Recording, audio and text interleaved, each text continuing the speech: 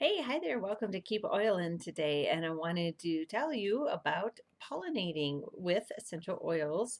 And I found a great recipe. It's not mine, I can't take credit for it. And I found it on one of our Young Living Facebook groups.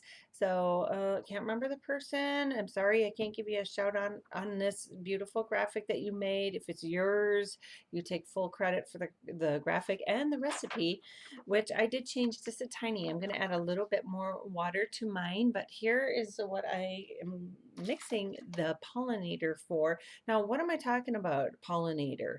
I'm talking about a butterfly garden or attracting bumblebees and those kind of insects that are really good at pollinating.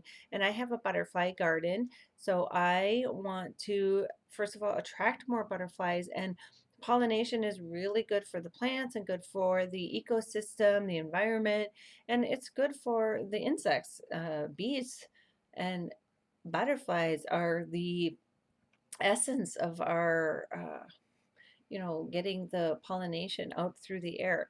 And of course, all my flowers in my garden, I have coneflowers, roses, zinnias, milkweed, lots of plants that already attract butterflies and bees. But why not, if I can find something super healthy, like Young Living, of course, attract some more. So this is my first year of trying the homemade pollinator because I just found the recipe, and this is the recipe. Maybe it does say on here the person. Let me grab my glasses and see. Okay, the credit to this recipe is Savannah Van Oil's Nest. Okay, just giving her a shout out. Thank you for this recipe.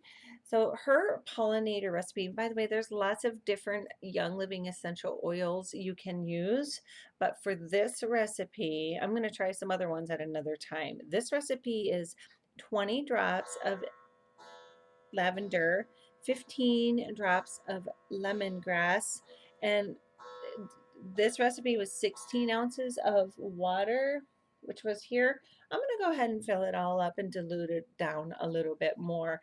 It's not going to hurt your plants, especially if you're using Young Living, which if you're watching this, you should be. And if you're not, and you want to know more about why I've chosen Young Living or why that's the product for us, go ahead and reach out to me and I'll let you know. But this is a Young Living channel, so this is why I'm using Young Living in my bottles. And I know it's not going to harm my plants or my environment or even me or my pets.